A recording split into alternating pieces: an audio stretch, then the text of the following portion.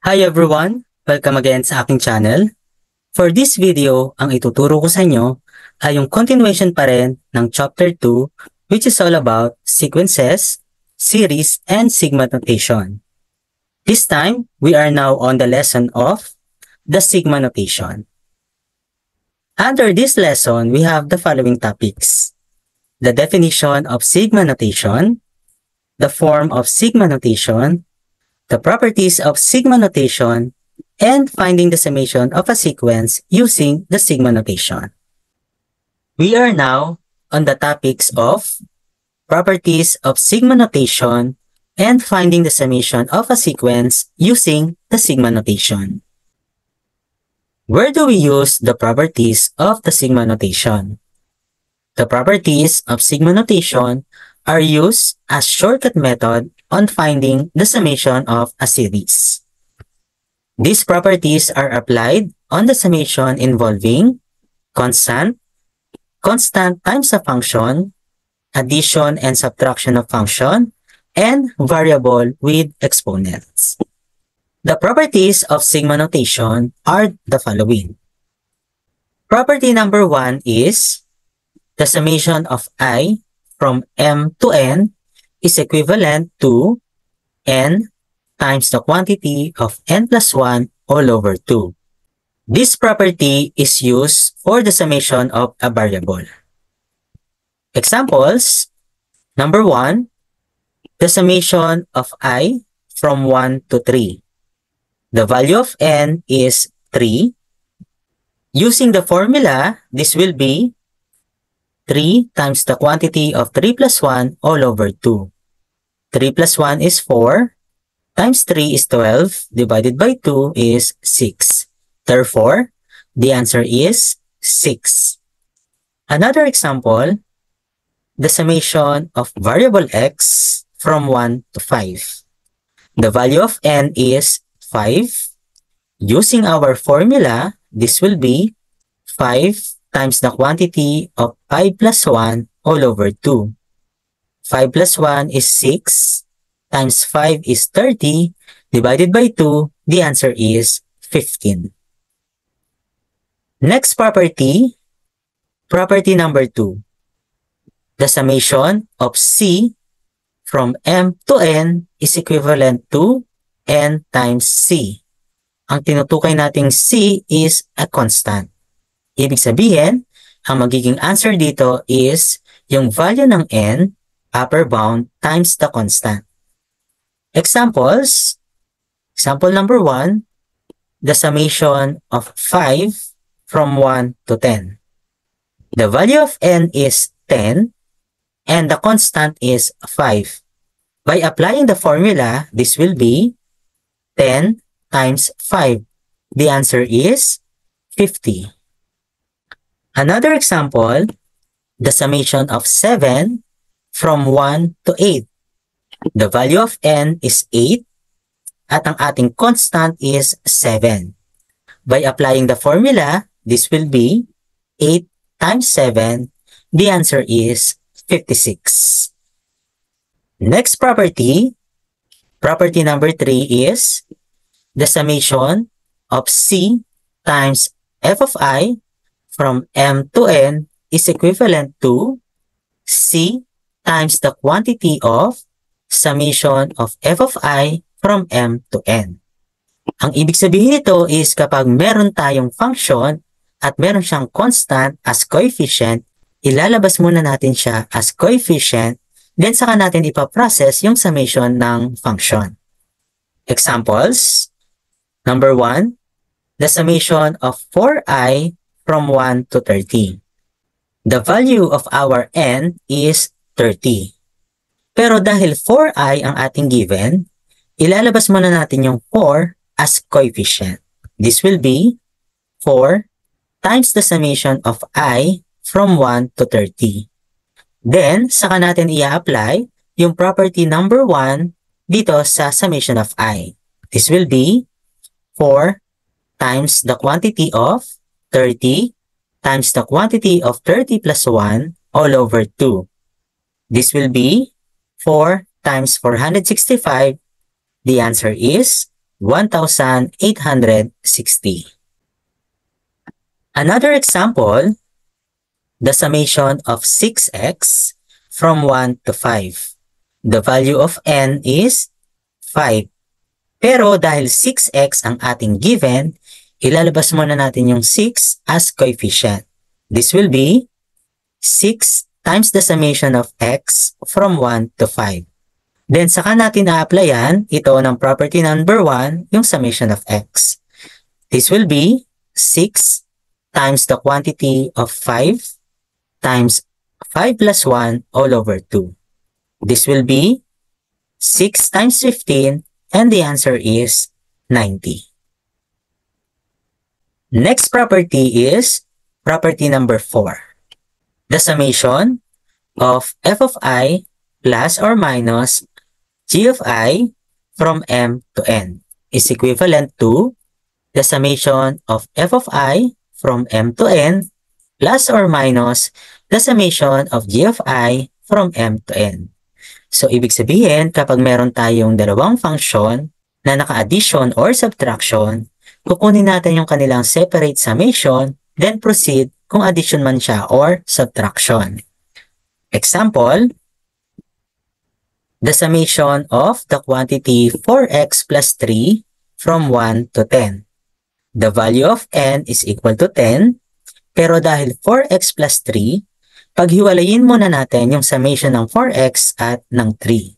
This will be the summation of 4x from 1 to 10 plus the summation of 3 from 1 to 10.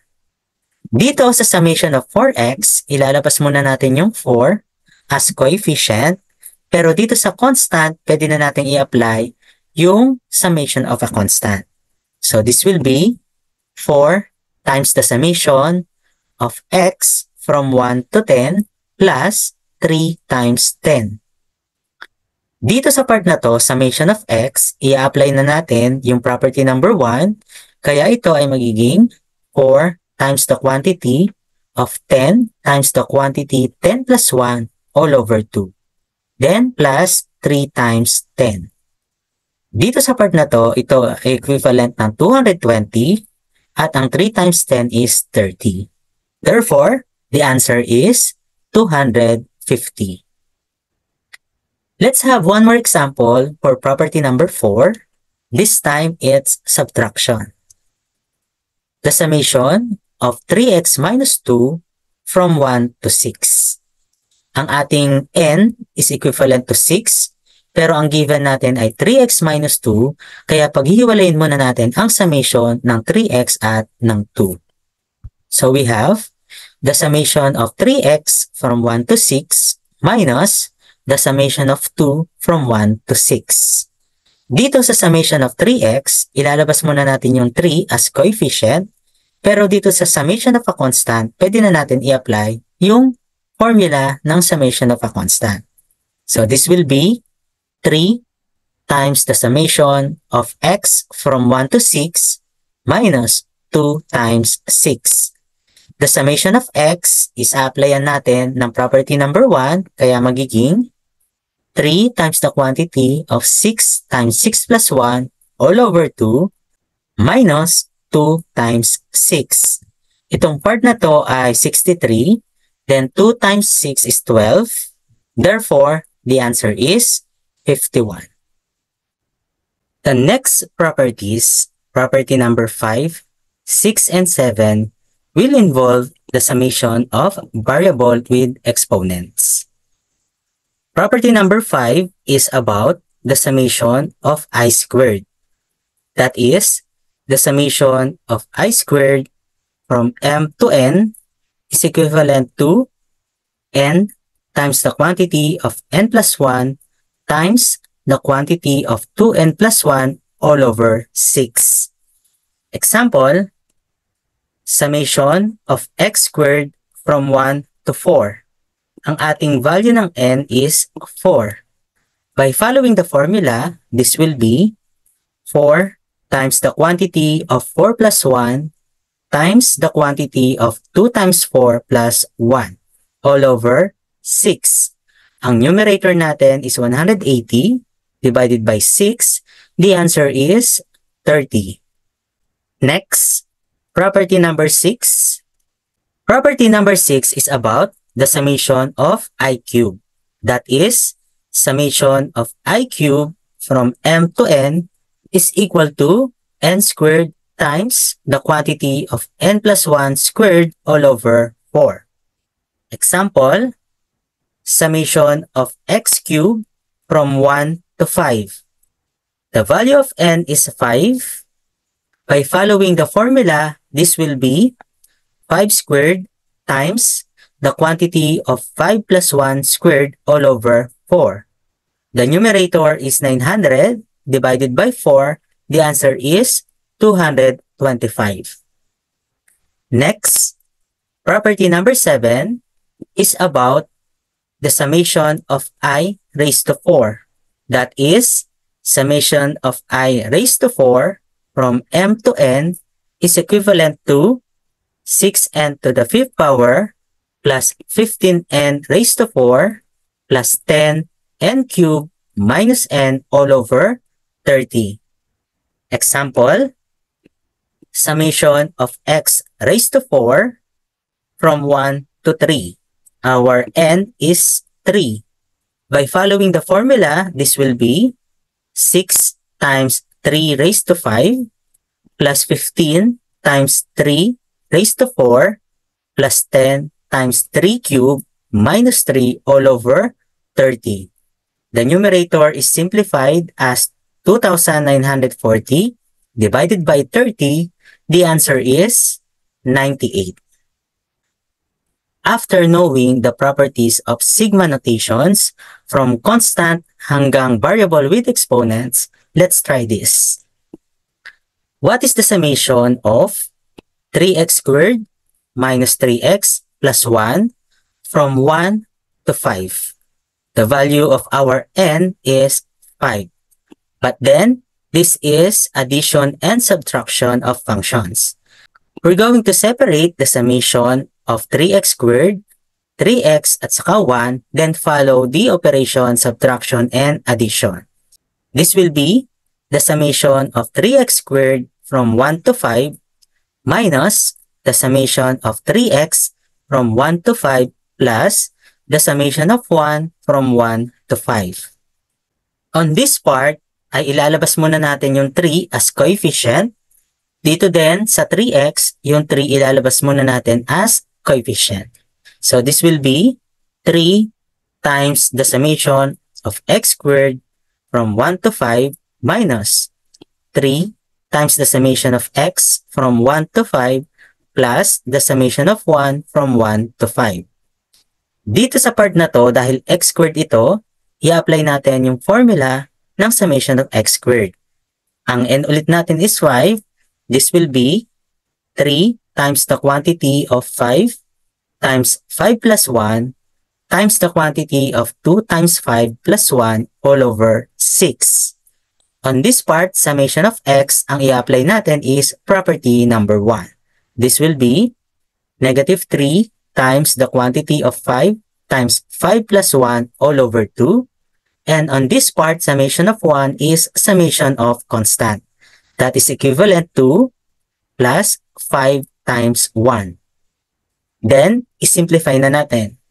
This will be 3 times 55.